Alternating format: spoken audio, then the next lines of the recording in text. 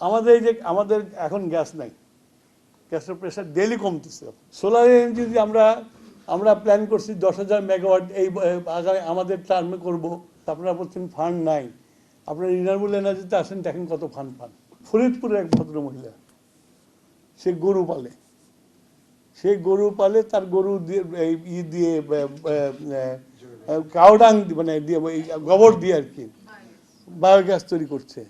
Biogas তৈরি করে সে নিজে করছে, আশেপাশে বাড়িতে গ্যাস দিচ্ছে রান্না করার জন্য। আমাদের এখন গ্যাস নাই, গ্যাসের প্রেশার ডেইলি কমতেছে আপনার। এবং গত 17 বছর আমরা সমুদ্র বিজয় করেছি, আমরা দেখেছি আনন্দ মিছিল দেখেছি, আলোকসজ্জা দেখেছি, কিন্তু সমুদ্রের পানি রয়ে গেছে, পানির মধ্যে কিছু আনতে পারিনি আমরা, ইভেন মাছও আনতে পারিনি আমরা। কিন্তু আশেপাশে যাদের সাথে নাকি আমরা বিজয় করছি, তারা গ্যাস বের করে, গ্যাস পাইপলাইন করে অলরেডি বার্মা চায়নাতে পাঠাচ্ছে, আর ইন্ডিয়া গ্যাস করে তারা নিয়ে চলে যাচ্ছে। এখন ব্যাপারটা সেম বেডে গ্যাস একদিন দুই দিক থেকে টানা শুরু করে, তা আমার মাঝখানে আমারটা থাকবে কিনা সন্দেহ আছে।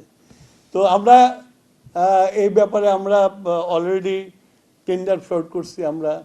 এখন ব্যাপার হচ্ছে যে দেশে এটা তো হিউজ মানি লাগে, আপনার মানে বিলিয়ন ডলার লাগে, এবং বিলিয়ন ডলার মানে পানিতে ফেলে দিতে হয় আর কি।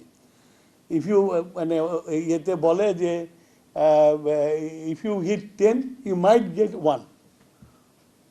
নলকূপ যদি 10টা করা যায়, তাহলে একটা হয়তো পেতে পারেন আর কি। তো সেইখানে তারা পয়সা খরচ করে আর কি, বিকজ রিটার্ন ইজ হিউজ। তো ন্যাচারালি গ্যাসের জন্য আমরা খুব ইয়েতে আছি। আমরা এলএনজি ইম্পোর্ট করি, এলএনজির দামও বিশ্ববাজারে বেড়ে যাচ্ছে। সেটি ইম্পোর্ট করে যখন আপনাদেরকে দেই, তখন যখন আমরা যেটা মার্কেট প্রাইস চাই, তখন আপনারা আবার চিল্লাচিল্লি করেন। সমস্যা তো চারিদিক দিয়ে আপনার। বিদ্যুতের দাম, এখন বিদ্যুতের গত 17 বছরে ওনারা ইম্পোর্ট বেসড এনার্জি দিয়ে বিদ্যুৎ তৈরি কারখানা করে দিয়ে গেছেন। এখন আমাদের ইম্পোর্ট বাড়লে বিদ্যুতের দামও বাড়ে।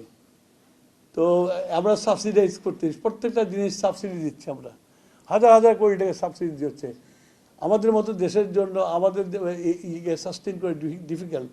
আর বিশেষ করে আমার প্রধানমন্ত্রী জনাব তারেক রহমান, উনি একটা সোশ্যাল ওয়েলফেয়ার স্টেট বানানোর জন্য চেষ্টা করছেন, যার জন্য উনি আপনার ফ্যামিলি কার্ড, কৃষক কার্ড, হেলথ কার্ড এগুলো সব চালু করছে। এমনকি যে গত 2 দিন আগেও উনি ওনার ফ্যামিলি কার্ডে এখন এলপিজি সিলিন্ডার অ্যাড করেছেন, যে যারা এলপিজি সিলিন্ডার নেবে তাদেরকে গভর্নমেন্টের কনসেশনাল রেটে নেবে, এবং ইয়ে থেকে দোকান থেকে কিনে নিয়ে আসলে সঙ্গে সঙ্গে তার যেটুকু বেশি দেবে সেই টাকাটা তার অ্যাকাউন্টে ক্রেডিট হয়ে যাবে।